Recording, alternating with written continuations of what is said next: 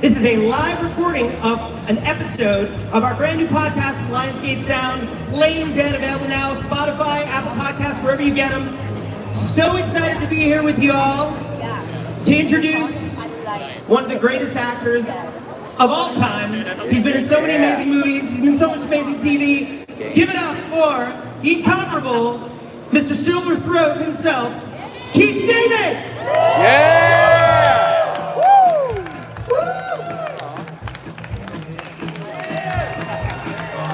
Woo! Hold on. Can we cut the music? Let's cut the music. We just need to make sure before, we start this. Just check them out. Make sure they're okay. Put them on! Hold on, play this. Put them on! Put on the glasses! Thanks, Keith. Wait, I'll put mine on too. Hold on. Oh, shit! Are you kidding me? You guys are good. What a dork. You guys, this is an amazing thrill for all of us to have Keith here to talk about life and death. So Keith, come on! Yes! So as we like to do on our show, we talk to actors, creators about what it means to play dead. What is that like? What is it like to take on a project, you're gonna die. None of us know what it's like to die, right? Or what happens in that moment. We can't really report back. So as an actor, as an artist, how do you prepare? How do you handle a death scene? Well, it all depends on how it's written. Is it supposed to be, sentimental? Do we care about the guy? I love those moments when it really is, it's supposed to be, somewhat touching, because I know a friend of mine, his mother died in his arms, and he talked about the drama of life, watching her take her last breath, and what's that like? Now, I've never seen anybody expire. When my own mother died, I thought, God, I wish that I wanted to be there so bad, as if my being there would have stopped her from dying. Now, that ain't true, because God didn't ask me, and neither did she, But there's something about, especially when we see it well played, it's a wonderful moment because you care about that life. I mean, when, it makes very real to me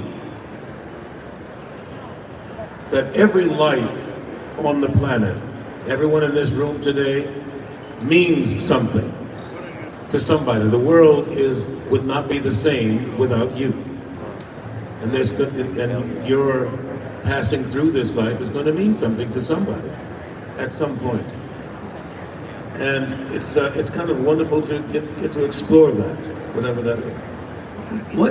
When you're playing that scene, whatever it may be, even if it's a science fiction epic or if it's something more true to life, what goes through your mind in that moment when your character is supposed to die? Do you have a thought? Don't breathe and let the camera catch me. Been there. Amazing. Obviously, there's so many deaths we could talk about in your career, so many amazing performances, so many truly bloody, weird, fucked up movies that you died in. So I think only appropriate to start with The Princess and the Frog. Oh, yeah. Give it up for The Princess and the Frog, please. My personal favorite Disney movie, my kid's personal favorite Disney movie. Soon to be a rethemed Splash Mountain extravaganza. I think they just announced yesterday they're shutting down Splash Mountain in Disney World to put it up, to start refurbishments. They haven't announced Disneyland, but so you are Dr. Facilier. Yes, sir.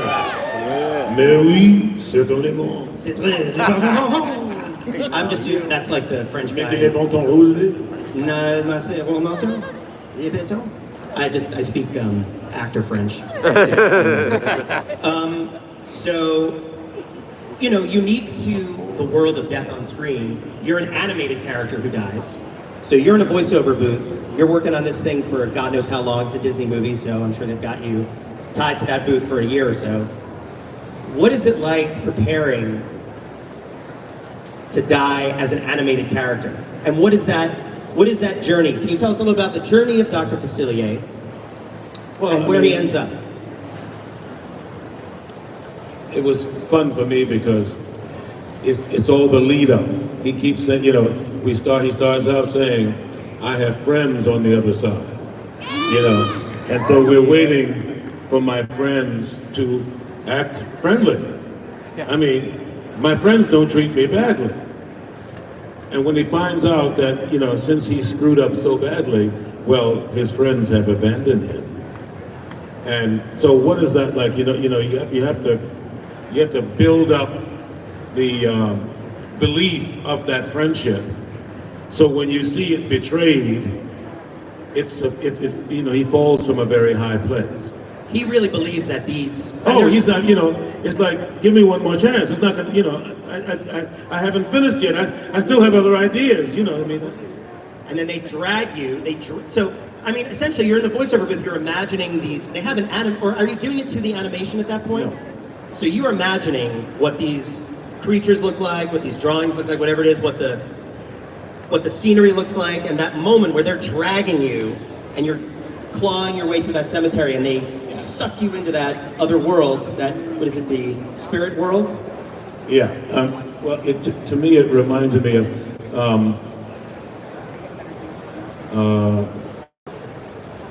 I'm a really old movie buff. Anyone in the room know a movie called Angels with Dirty Faces? You remember the moment when they tell him that his mother dies in the prison, and he's like,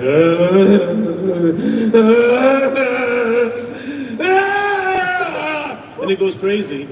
You know, well, it reminded me of that moment. It's like, no, don't, you know, I don't want to die. I don't, you know, I mean, you know, that's...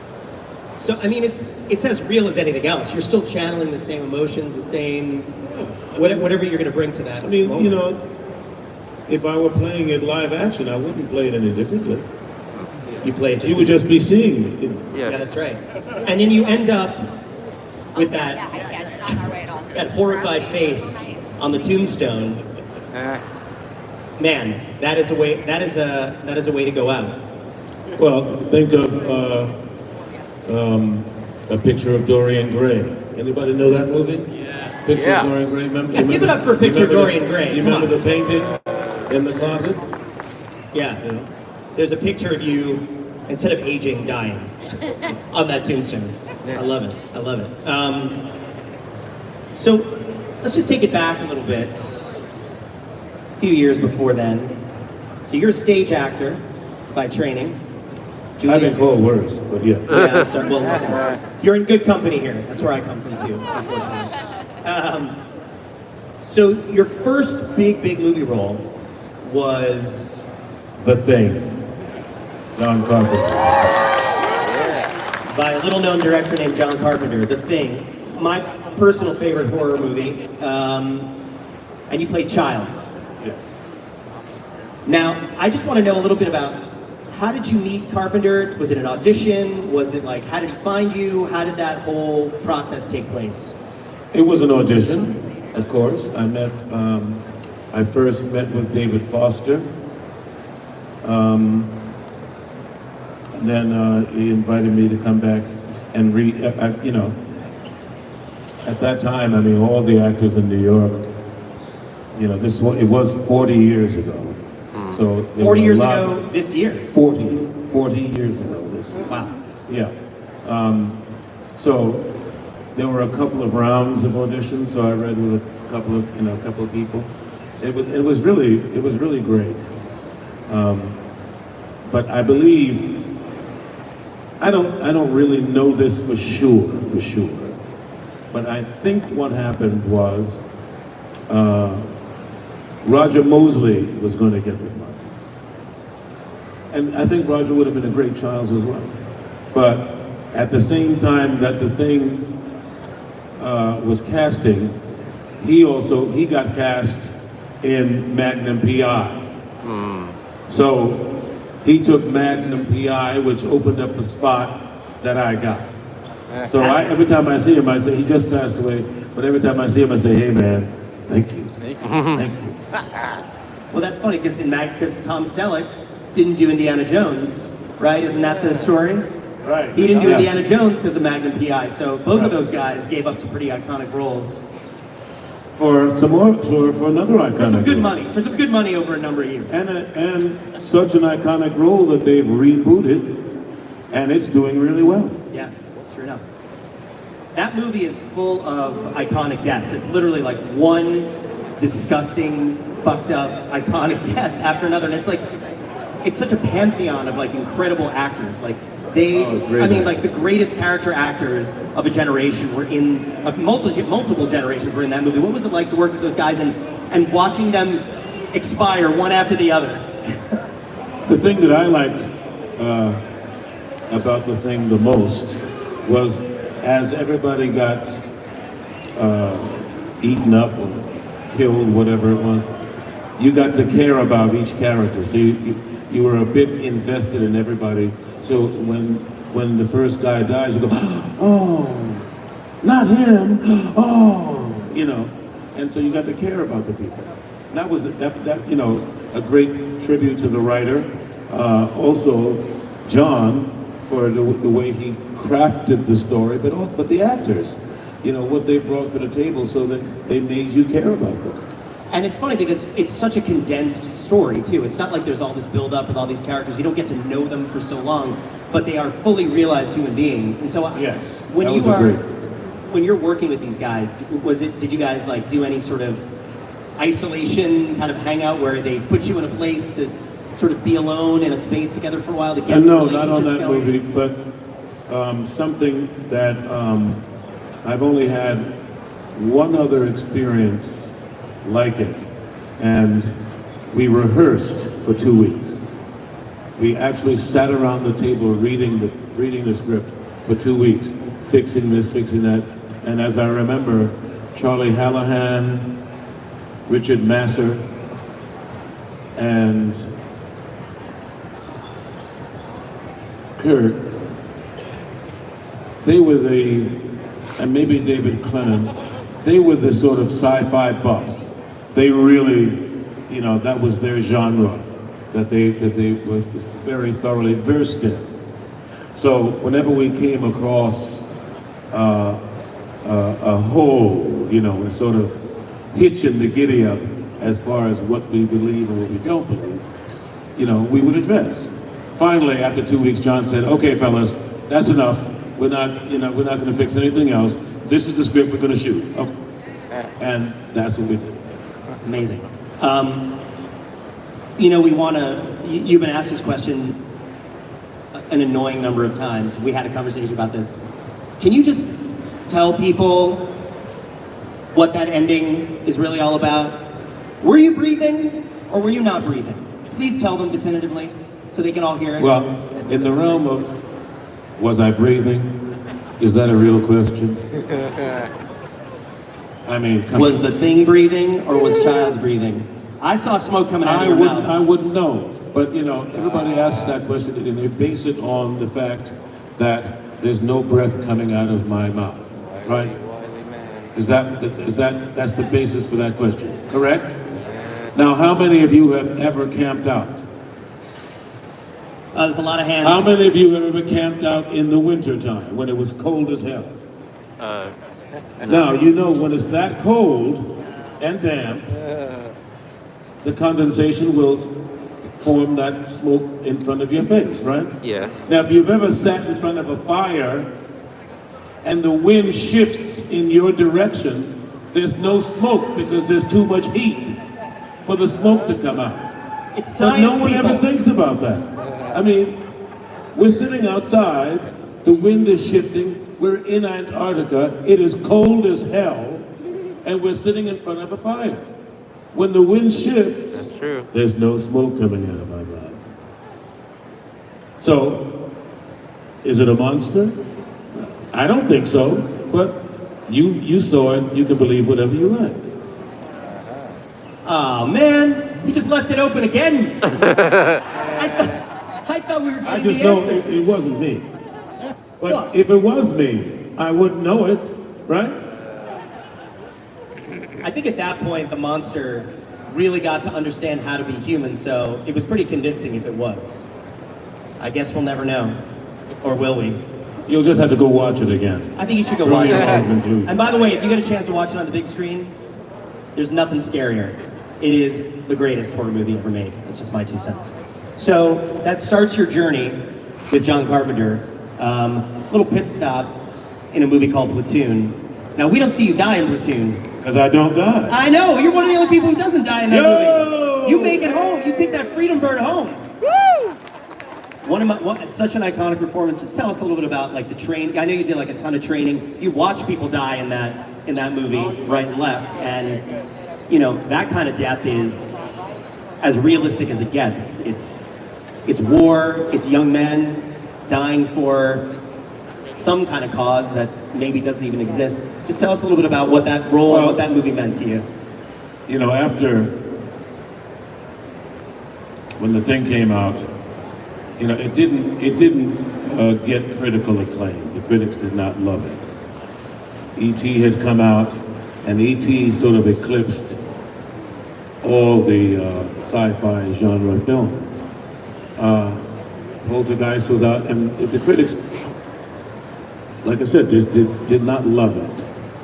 So only since then, I mean, right now, we're still here 40 years later talking about it because it was such a good movie, but it wasn't at the time, you know. And I thought I had gotten some honorable mention, so I thought, wow, maybe I'm gonna have a life in the movies. Well, I didn't work again after the thing for 4 years. It took 4 years for me to get cast in another movie. That movie was Platoon.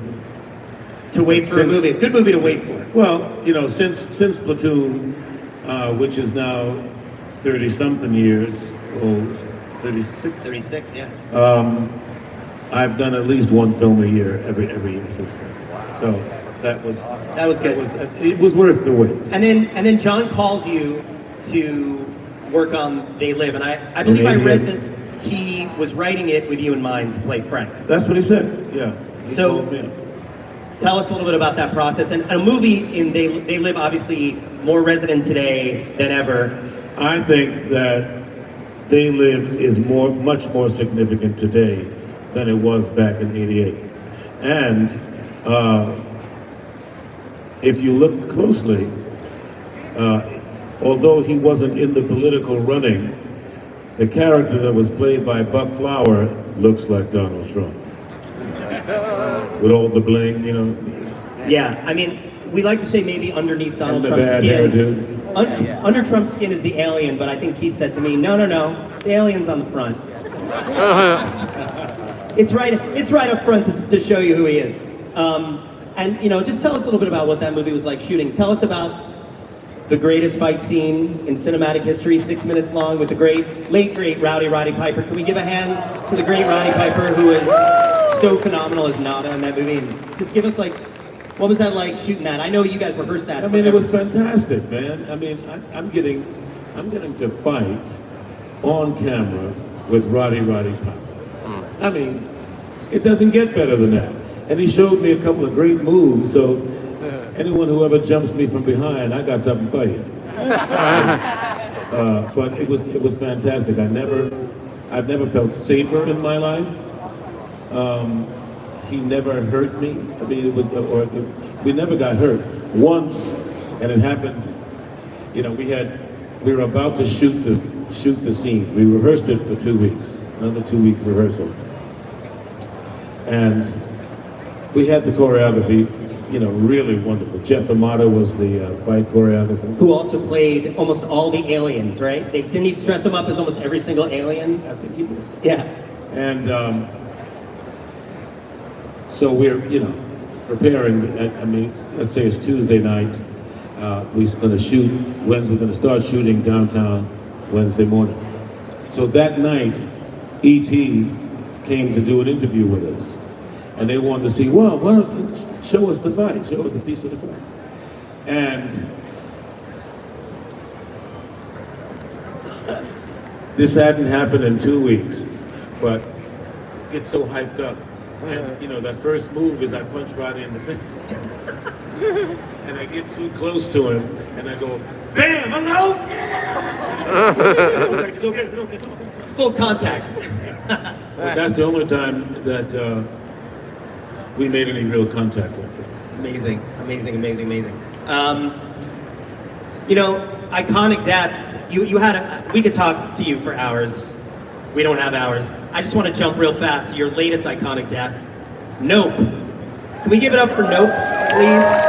Fucking amazing movie. I've watched it now like 6 times, and every single time it resonates deeper, and it's more layered, and it's fascinating, and it's scary, and it's beautiful. And Jordan Peele is absolutely taking the baton from Carpenter and all those guys and run with it and made something even deeper and stronger and more resonant. That's about an even deeper sense of humanity. It's fascinating. And so you play Otis Senior, and you get killed with a nickel. Now, you've gotten killed by aliens, by guns, The End of They Live, Holly Thompson, direct to the temple. Right as you're about to save the world, boom, done. And then we get Nada, thankfully, helping us out. But in this movie, that movie opens up. I didn't know you were gonna die when I saw it in the theaters. I didn't know. I'm like, they killed my guy 10 minutes in this, 5 minutes in this fucking movie. What are you doing? This is Keith David. I want more Keith David. What was that like, getting killed by a nickel of all things? Hey, man, you know, shit happens. You know, I mean, it was great fun because I love riding horses, so I got to be on a horse. And, you know, in the realm of why you take a role, why, you know, the choices that you make. I mean, Otis was in a very important part. You know, he kicks off the whole story. I mean, his legacy, what he's tried to build and tried to maintain, he's building through his children, have to live through his children. So they, you know, whether you see it or not, he's constantly in their ear and in their consciousness. Just, you know, his work ethic. And I think that's what is most present, because when you're, you know, the talk that we have in the barn, and the moments right before Otis gets killed. I mean, it's about legacy, about legacy. It's about legacy, yeah. And then that scene in the car with the blood spurting out and you're... Nasty stuff. Nasty. You're going through all the horses, right? You're naming all your horses just to keep you talking. Trying to keep your mind right. Brutal. All right, we asked this of all of our guests at the end of the episode. What, Keith David, is your favorite death that you, as a fan, have seen on screen in your lifetime of watching movies and TV? Is there a death that comes to mind that had an effect on you? Well,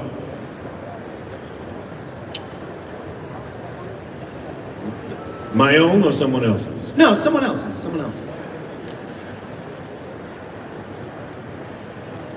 Anyone familiar with a movie called The Fighting 69th? It's a James Cagney movie. That's a resounding no. But we're all gonna go home and Google it and watch it. At the end of the movie, Alan Hale Sr., who was a great actor and one of my favorite actors, is standing at his deathbed, at Cagney's deathbed, and he's like, he tells the sergeant, he says, "Sarge, I'm sorry that I was responsible for, you know, killing your brother." But before he died, what he was in the foxhole with Alan Hale, after 2 of his brothers had been killed because of him, because of Jerry Plunkett. And they were fighting, it was World War I, they were fighting the Germans. And when the grenade comes into their foxhole, James Cagney, to save Big Mike, jumps on the grenade and takes one for the team, and it, of course it explodes his stomach. So at the end of the movie, and I wept every time I see this movie. At the end of the movie, he's laying there on his deathbed and he says, "Mike, I'm sorry. Sorry about what happened."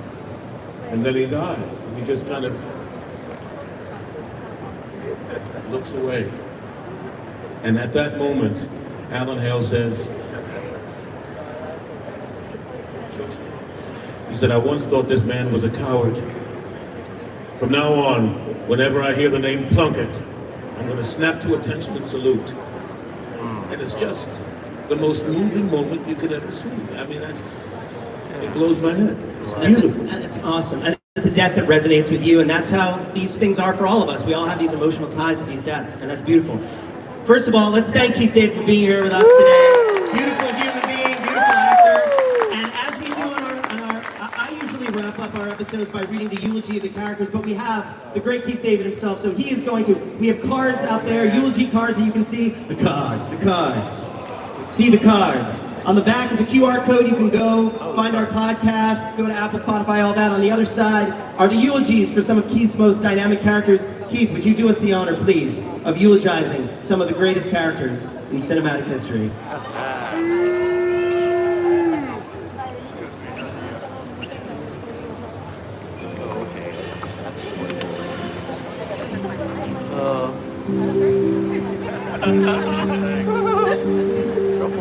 This is the Princess and the Frog. With his piercing purple eyes, thin mustache, and gate-toothed smile, Dr. Facilier was always willing to help, to lend a helping hand. One of Dr. Facilier's biggest hobbies was collecting dolls, which unnervingly resembled many of the people in New Orleans. Dr. Facilier had many friends. He had so many friends that they constructed a large gravestone featuring the doctor's face, which they were astonishingly able to erect on the very night he died. From note, Otis Haywood Sr. owned and operated Haywood Hollywood Horses, the only black-owned horse training operation in Hollywood. Unfortunately, in recent years, work for horse trainers began to take a slow gait. However, just before his death, Otis was set to mount a comeback when he wrangled a gig in an upcoming Bonnie Clayton film. While saddled on his horse, Ghost, Otis died when an errant nickel fell from the sky and punctured his brain. Mr. Childs was a professional mechanic whose fine skills led him to work in the frozen wonderland of Antarctica. Many believe that Mr. Childs died a hero, succumbing to the elements while protecting Outpost 31 from an unknown threat, possibly the Norwegians. Others believe that he was duplicated by a parasitic extraterrestrial life form that could imitate its prey. Although Childs would be the first person to call that theory some voodoo bullshit. Frank Armitage was an honest, kind, and well-built man, always willing to lend a hand. He once gave a murderer his entire week's paycheck instead of his wife and child, because, well, some murderers are people too. As a thank you, the murderer repaid Frank by forcing him to wear a pair of off-brand sunglasses. Frank finally decided to stick it to the man when he found out that the man was not a man at all, but an alien. Frank's life ended abruptly, trying to show the world the truth when he was shot by human collaborator Holly Thompson. Please give it up. for the great Keith David. Thank you so much for joining us. Remember, check out that QR code. Listen to Playing Dead, our new podcast from Lionsgate Sound, available everywhere. Thank you so much, LA Comic Con!